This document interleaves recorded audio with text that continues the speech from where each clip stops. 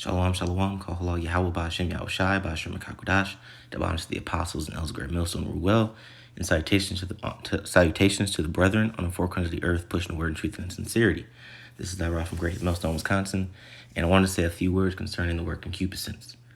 The whole world has adopted this lifestyle of concupiscence, wicked illicit desires, man. Not just sexually, but physically, morally, and things of that nature, because the world has gone the path of giving everybody a trophy for participation, basically making everybody feel good as individuals and not pushing the effort of making every individual a collective. And what happens when you make everything individual, then that gives way for corruption, because everybody can be an individual. So as a whole, the collective doesn't matter, So that gives me leeway. That gives a person leeway to do whatever they want, and with no consequences, because then it becomes, oh, I'm different, or oh, I'm this is how I want to do it, or this is my truth, But those sayings or those statements are witchcraft, man, because it's basically, because when people say those things, what's happening is that they're dismissing the fact of consequences behind their actions, So it turns society into an animalistic, childlike byproduct of what it once was, So as the world starts to age, and come towards its end, the worse this place is going to get, man. Like scripture say, they shall wax worse and worse. In matter of fact, this is Psalms 82:5. It says, "They know not, neither will they understand. They walk on in darkness. All the foundations of the earth are out of course." So they don't understand what righteousness is, man. They don't understand the Most High. And because of that, they walk on in darkness, and that darkness is their illicit desires to follow after other gods, to do what they want, to feel a state of euphoria from wicked actions, man. It says they walk on in darkness. All the foundations of the earth are out of course, and this whole world is ass backwards, man.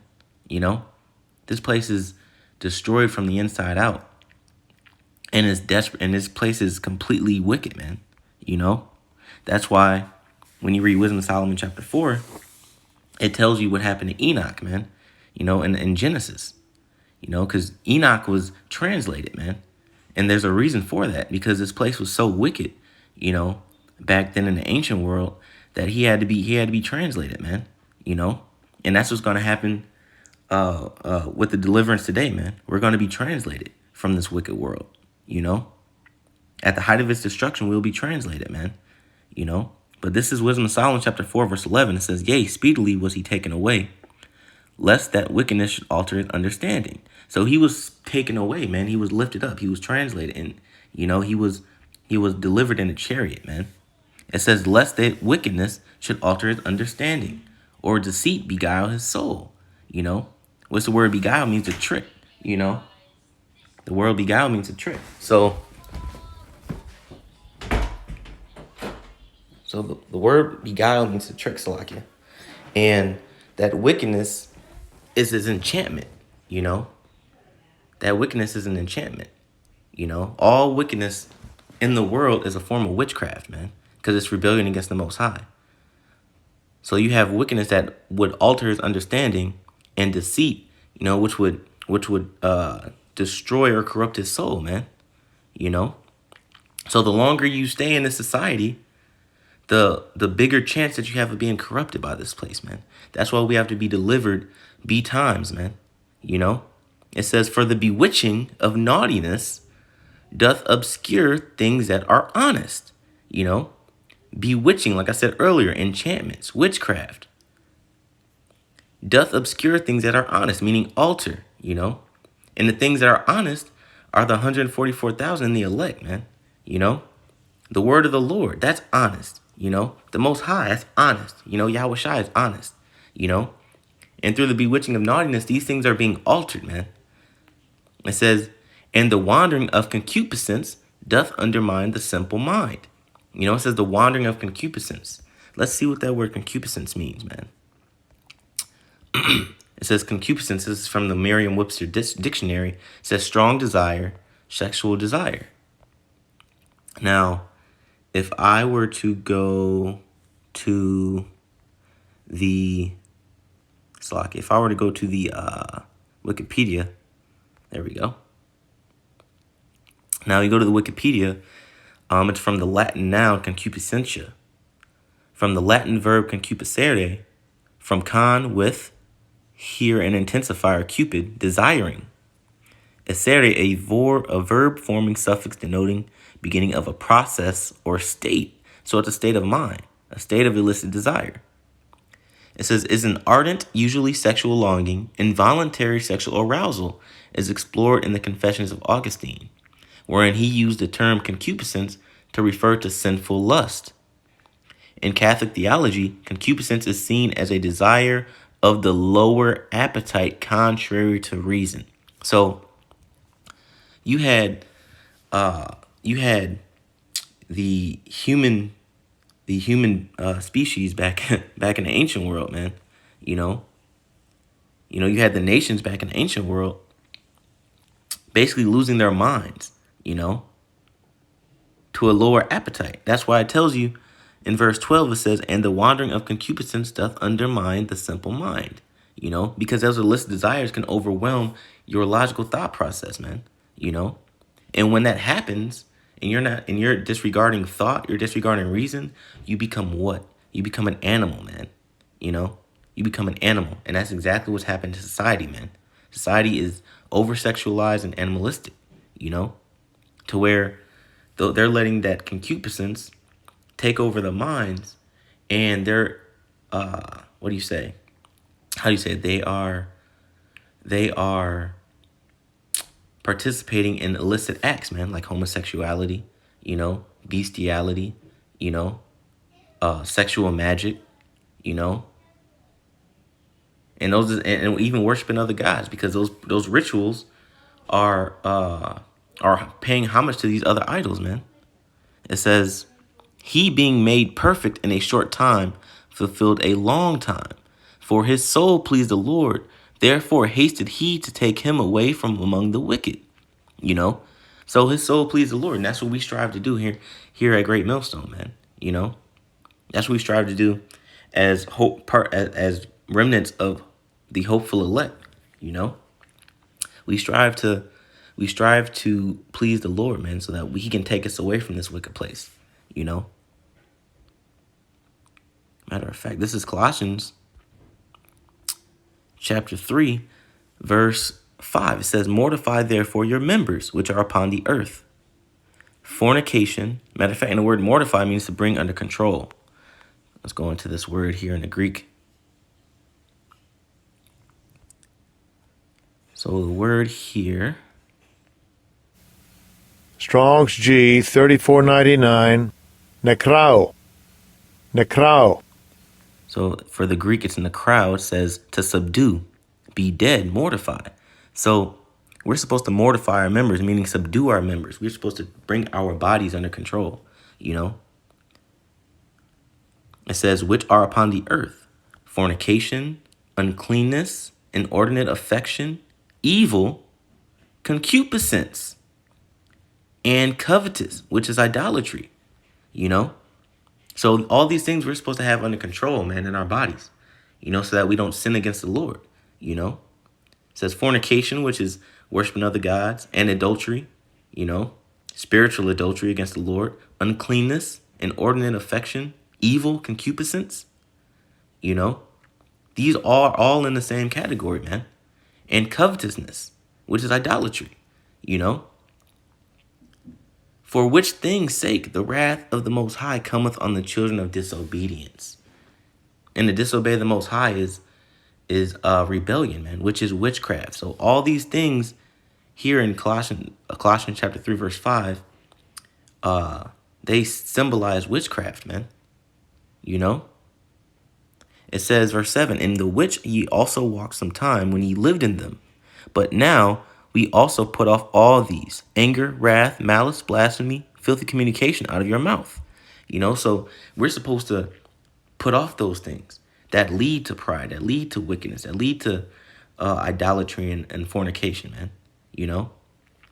But the world is so mixed up or so wrapped up in darkness that it's increasingly hard to do these things, man. This is why we have to be delivered as soon as possible, man. This is why the Apostle Tahar coined this year as the year of hastening our Lord, man. You know, because if we're left here for too long, man, we'll be corrupted. You know, matter of fact, this is the philosophy that the world has undertaken, man. Straight from Aleister Crowley himself, man. It's called Thelema. This from Wikipedia says Thelema is an esoteric and occult social or spiritual philosophy and new religious movement developed in the early 1900s by Aleister Crowley, an English writer, mystic, and ceremonial magician. The word Thelema is the English translation or transliteration of the coined Greek noun will, from the verb thelo, to will, wish, want, or purpose. And as you can see, has a demonic symbol, two demonic symbols here. Now it says, Crowley asserted or believed himself to be the prophet of a new age, the Aeon of Horus, based upon the spiritual experience that he and his wife, Rose Edith, had in Egypt in 1904. By his account, a possibly non-corporeal praetor-human, being that called itself a was, contacted him through Rose, and that praetor-human was a demon, man. This Iwas is a demon. So this philosophy is demonic, man. It says contacted him through Rose and subsequently dictated a text known as the Book of the Law, or Liber Al Vel Legis, which outlined the principles of Thelema. Now I want to go. So basically, this Thelema, or this philosophy of do what thou wilt, is rooted in Egyptology. So let me go back down to the point here. It says 3 statements in particular distill the practice ethics of Thelema. Do what thou wilt shall be the whole of the law, meaning that adherents of Thelema should seek out and follow the true path, i.e., find or determine their true will. So you have do what thou wilt, And what's the first thing someone says out of their mouth when you either judge them, supposedly, or you criticize them on their actions or on what they said? The first thing that comes out of their mouth is, I'm going to do what I want. I'm going to do what makes me happy. I'm going to live my truth. I'm going to live my life. Point 2, it says, love is the law. Love under will. An example, the nature of the law of Thelema is love. But love itself is subsidiary to finding and manifesting one's authentic purpose or mission. Another part of this philosophy that you hear upon the whole world, man. God is love. Let's love each other. Positive vibes, positive energy, And if you notice, these things or these tenets here are wrapped in witchcraft, man. Especially with women. Women want to get the sage and they get the stones together and they get the tarot cards and they start doing these low-level demonic rituals, man, centered around these tenets here and not even understanding it, man. And men follow suit when they say things like only God can judge me, or you can't judge me, or I'm gonna do what I want. I'm gonna live my life, But these things have consequences. You just can't live through life, just doing whatever you want, whenever you want, however you want, just to do it, man. There are consequences behind these things, and that's why the world is against the Most High, because the Lord, Yahweh Bashim Yahushai, has created these commandments. Like scriptures say, I've given you straight commandments on what to do that you should do to live, man. Sirach 19:19 tells you that the commandments are the commandments of life. But what happens when you disobey these commandments? You get death. Reason being is because the Lord didn't want the world to fall into darkness, man. Like scripture say in Sirach, it wasn't the Lord's will that the world come to naught. So 10 and 3, it says, every man and every woman is a star. Now, this is crucial. Every man and every woman is a star, which is to say that in the 20th century era vulgaris cosmology, it is implied by metaphor that persons doing their wills are like stars in the universe, occupying a time and position in space, yet distinctly individual and having an independent nature, largely without undue conflict with other stars. Like I said earlier, the world has turned everybody into individuals instead of grouping them together as a collective, you know? So now, since you're an individual, you're different from the crowd, you know? And now, since you're an individual, you know, you can do what you want without consequences and affecting other people. That's why this says, yet distinctly individual and having an independent nature, largely without undue conflict with other stars. So these people want to be independent and of everybody and everything else, and not be judged with the majority. You know, that's why when you bring out statistics on, let's say, the marriage rate of, Judite women, which is 47% or something like that. You always have that. You always have.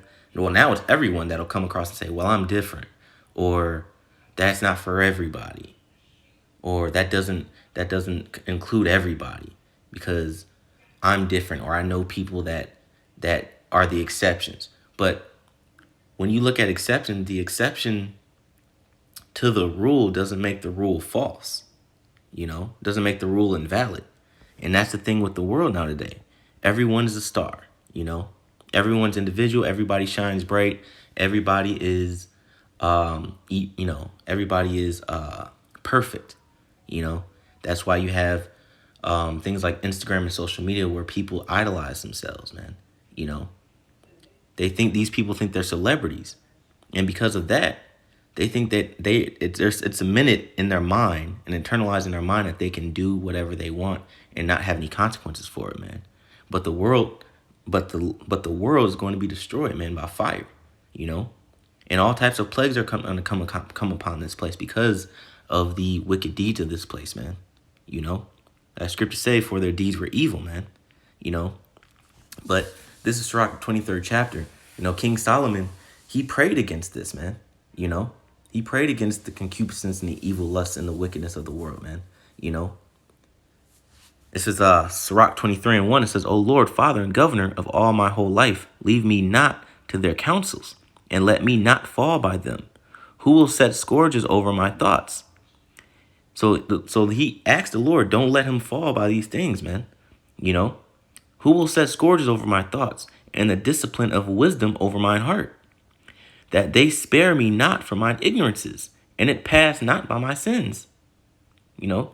So a scourge is a punishment, man, or a restriction.